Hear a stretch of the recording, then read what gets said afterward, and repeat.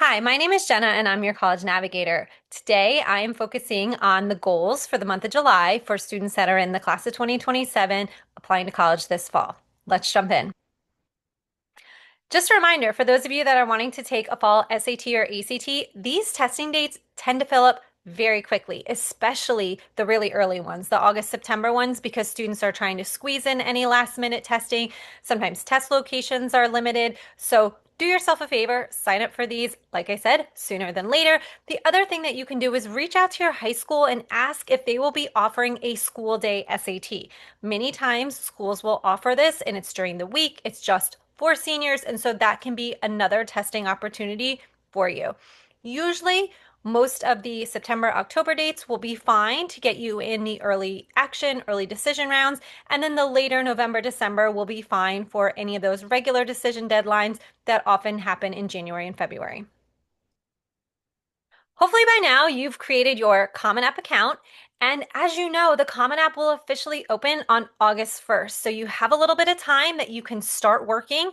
Anything that you see here, over here on this dashboard, the My Common Application tab, all of this will roll over on August 1st. So this is what you should really be focusing on now so that when August 1st comes along, you can pivot your time and energy to the college specific applications. So again, anything you see in this My Common Application tab, those 7 sections there, those will all roll over.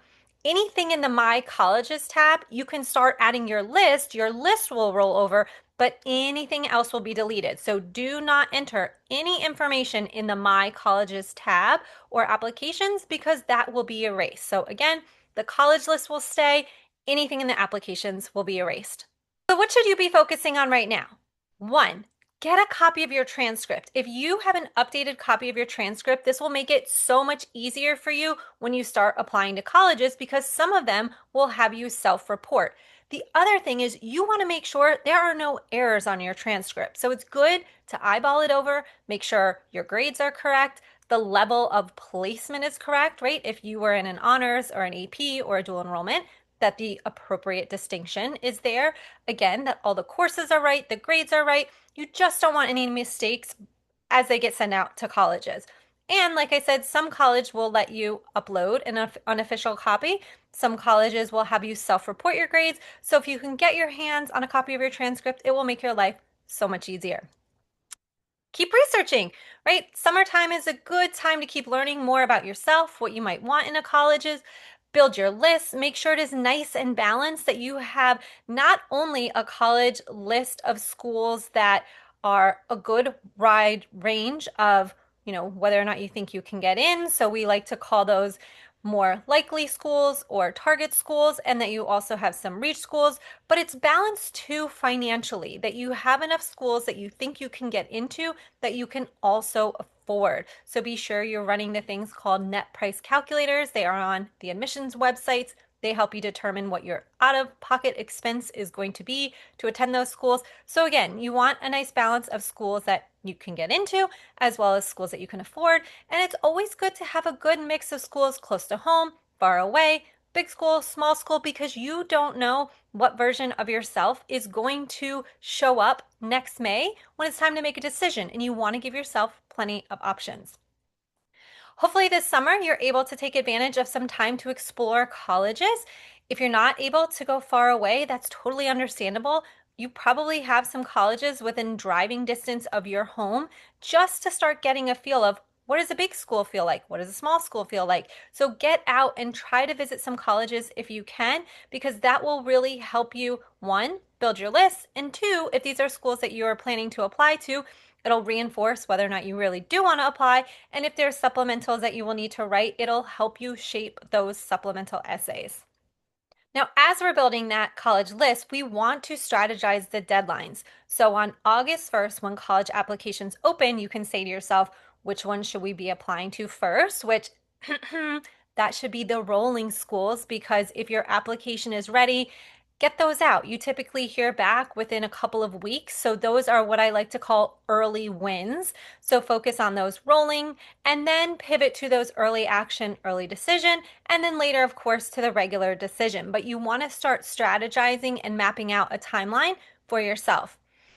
hopefully by now you've done your brainstorming with your essay, and I'm hoping because it's July that most of you have started writing your writing your essay. That's really where you want to be in this process. Again, the more that you can get done in that main part of your Common App, the easier it's going to be to transition when the colleges open their applications, because some of the colleges are going to have you write additional essays or writing supplements as part of their application. So if you can get that main essay done by the end of this month, then you will be in a good position to transfer over to those main college applications when they open in August.